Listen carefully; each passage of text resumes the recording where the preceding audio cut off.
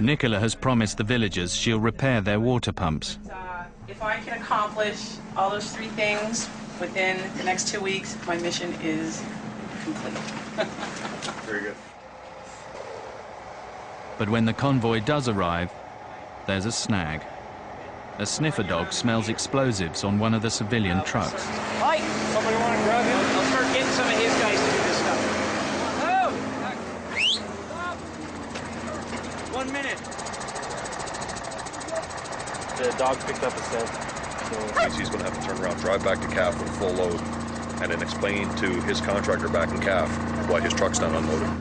That's the driver of the Blue Sea can. They decided they didn't want any of the trucks to come in, even though they only hit off the one, so. I trust the dog, and if the dog says that there's something there, the dog, and I'll trust the dog. Just a big piss off, you know, being told over the past couple days that this stuff is coming up and, you know, you want to spread good word to the people of the village that not going to have enough time to sort out the stuff and it's just going to be one big friggin' mess. Without new spark plugs and spare parts, Nicola cannot deliver on her promise to fix the water pumps. So Martello's commander decides to send out a patrol into enemy territory to go shopping. Really low-key day. So we've got a patrol going out.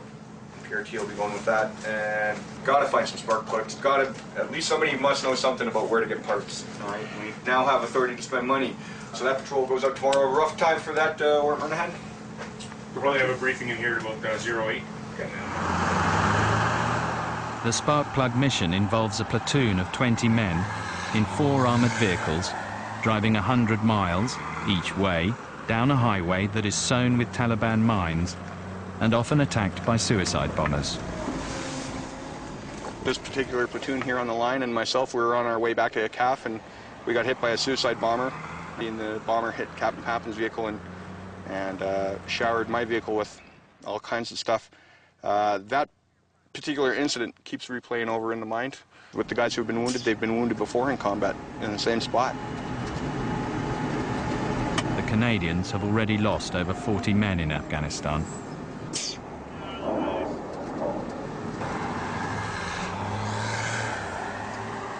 They finally arrive at this truck stop outside Kandahar city. It's a regular target of suicide bombers.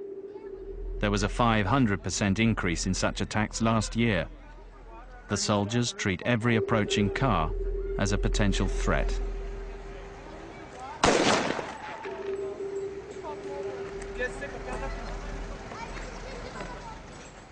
Meanwhile, Nicola is told there are no spark plugs for sale here.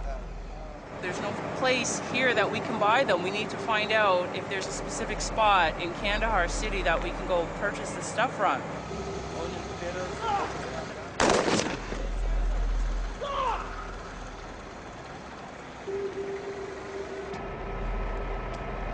So you want me to go into town and see if I can get parts, or like isn't there some sort of supply chain that the PRT can use to do that?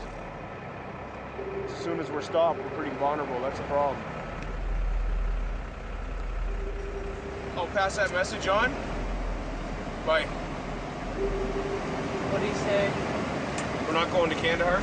I knew that.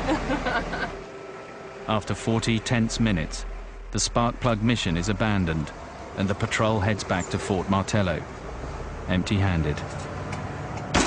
There we go. The Canadian patrol is still wary. If they sense an oncoming vehicle is a threat, driving too fast or too close, they do as they are trained and fire a warning shot.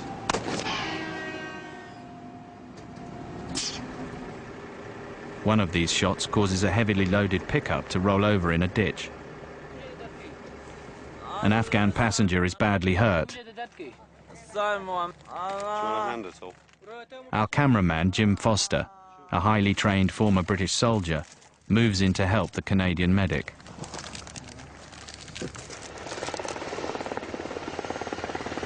A medevac chopper is called in to airlift the wounded man to a military hospital in Kandahar. For Canadian Platoon 22, today can hardly be chalked up as a success in their campaign to win over the Afghans. Another outstanding day at 2-2.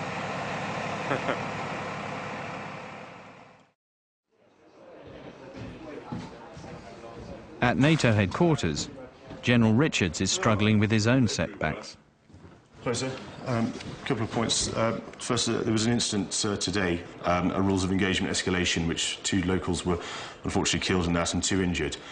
Just one addition to that is there was a Sky News camera team with the patrol. At the moment, they don't know what footage came out of the incident itself. It was fear about a suicide bomb, was it? The fear was it was a suicide, but they didn't heed the warning to stop, didn't heed warning shots. Eventually, they had to open fire. See you later. Richards knows that later today there will be tough questions from his greatest critics, the Afghan press. I think I'll get a ticking off over civilian casualties. I'll handle that honestly, regret them bitterly, but remind them that it's not us that's attacking people from amongst the civilian community. And a big welcome. I'm sorry I'm late. Do sit down. You mentioned the development project that are really winning the heart of the people, but there is one significant element is still missing. This is on-the-spot killing.